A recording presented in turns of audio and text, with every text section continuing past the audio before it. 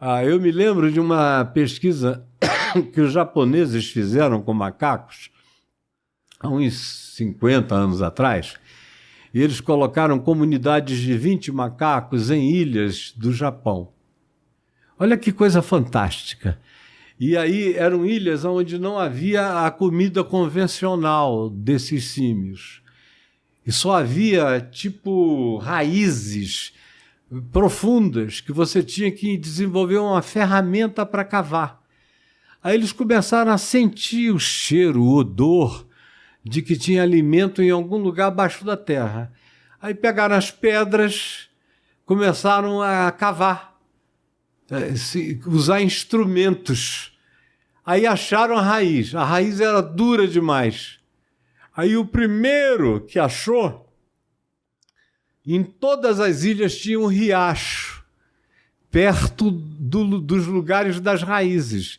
O cara foi e deixou a raiz, o macaco deixou a raiz dentro d'água 24 horas. No dia seguinte ele foi lá, pegou e fechou, a casca foi saindo. Aí os outros todos viram, todo mundo foi pegando e foi jogando. A casca foi saindo, eles foram se alimentando.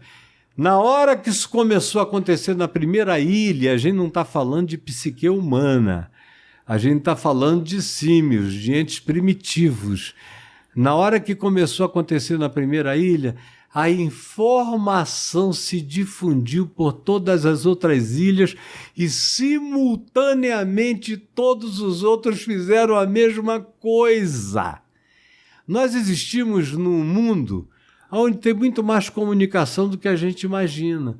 Os russos descobriram, no auge do ateísmo deles, eles fizeram muitas experiências sobre comunicação à distância, e em relação a isso eles estão muito na frente do resto da humanidade, porque eles não têm os limites éticos para dizer não vamos fazer isso, não vamos fazer aquilo. Eles têm muito mais liberdade para testarem o que eles quiserem, fazerem edição genética, fazerem um monte de coisas sem os mecanismos, sem proibitivos, sem os controles institucionais. Então, o que eles fizeram? Eles foram botando sensores em árvores. Uma coisa extraordinária, eu acho lindo, porque é bíblico. Os profetas da Bíblia diziam a mesma coisa, há 4.000 anos atrás. E aí eles botavam um cara com um machado na mão e diziam, anda na direção da árvore com a intenção de cortar. E os eletrodos nas árvores, e os aparelhos medindo. Rapaz, as árvores uivavam quando o cara chegava com a intenção de cortar. Cara. Aí onde tinha eletrodos e eles davam a instrução para o cara chegar com a intenção de não fazer nada, quem sabe só botar a mão na árvore, a árvore entrava num silêncio absoluto.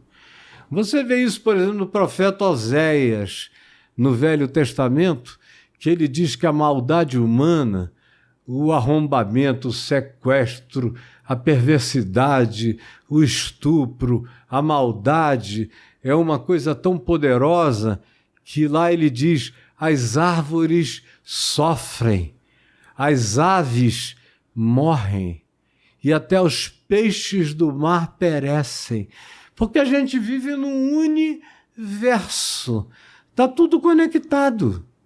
A gente nem imagina como os pensamentos da gente viajam por aí.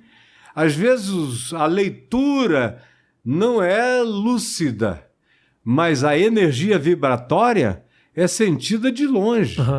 Quando você vai ficando treinado nisso, você às vezes vai passando na rua de costas assim para o indivíduo, você sente aquele baque de que tem um negócio emanando dali que não é legal. A pessoa fala energia pesada, essas coisas. Mas tem muito mais do que isso. E está tudo conectado. Hoje em dia com física, mecânica quântica, com tudo isso a gente sabe dessa interconexão de todas as coisas. A mecânica quântica, quando te diz que se você olhar para uma partícula subatômica aqui, ela muda na hora só com o teu olhar, ela se altera.